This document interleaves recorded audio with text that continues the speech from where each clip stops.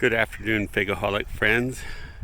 Today is December 3rd, 2020, and just coming out and inspecting my orchard a bit to see how dormancy is coming along. This tree in front of me right here is a violeta, which I'm pretty sure is the same as black Madeira. This one is grafted to, I don't forget the rootstock. I don't remember the rootstock that I grafted on brown turkey or panache, I don't know. But you can see some trees are pretty well along and others not. This is a row here where I've commented before that a lot of the trees seem to be slower growing. I don't know if it's salinity in this area or what the situation is.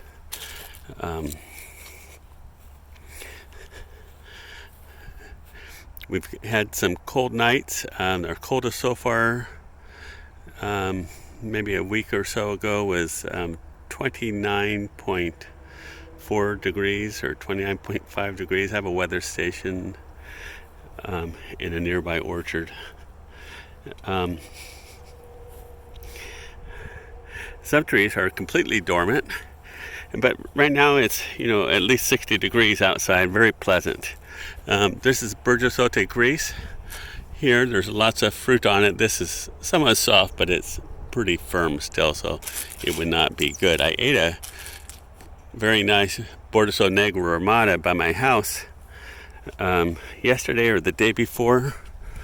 This is black Madeira. This is my tree that's grafted onto brown turkey. Very nice still. Obviously these sugars developed longer ago when the tree still had some active leaves on it.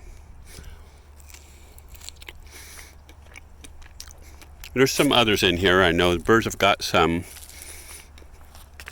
I don't keep the bird scare devices running at this time of year because it is annoying to the neighbors and to me. Right here I've seen a black Madeira with a drop of honey on it.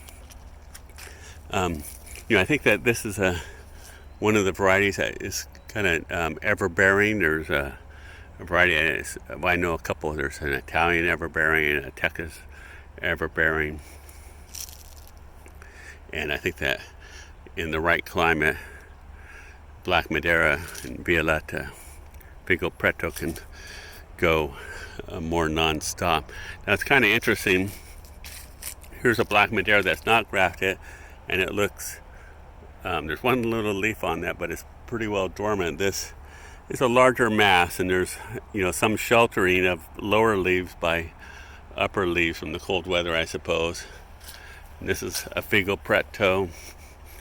I grafted a Figo Preto onto another rootstock, trying to get a more vigorous Figo Preto, compare it to my black Madeira. But this tree here is Figo Preto, and this is Figo Preto. And both of these trees were ones I got from John Verdick at Encanto Farms several years ago, and he started them from cuttings provided by Sue from the original mother tree. This is Bordeaux Blanca Ramada, which is a synonym for panache, and these other trees are also panache. This tree is larger because I had commented in some video before. I had a variegated branch in the center of this that I was trying to shade some so that the white leaves didn't get sunburnt. So, but the fruits are identical here. So let's just walk through some. You can see more of the trees now.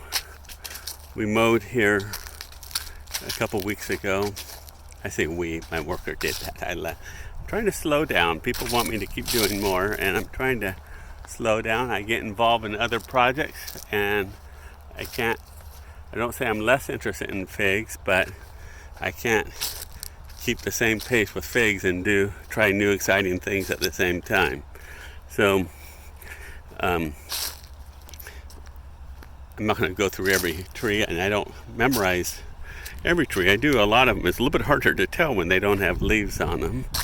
But I'm hoping maybe in 2 weeks that we'll start pruning.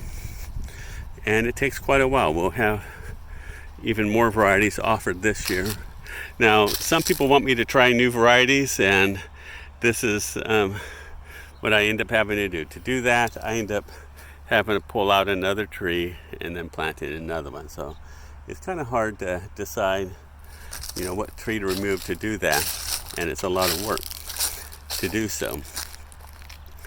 I'm just walking down here because I know that this tree that is least dormant is the palmata hybrid.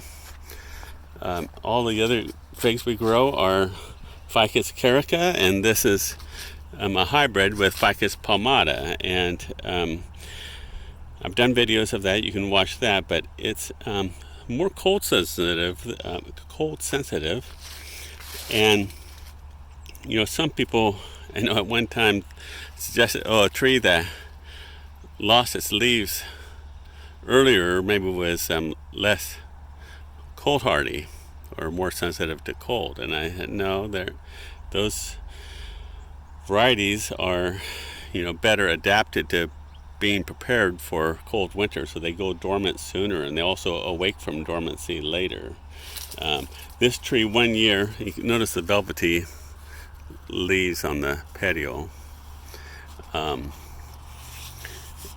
and the wood is a little bit fuzzy feeling also.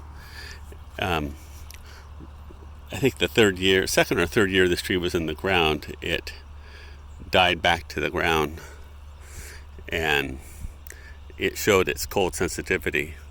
But now, or the next year it grew back 7-8 feet, and I've not had that sort of cold damage again.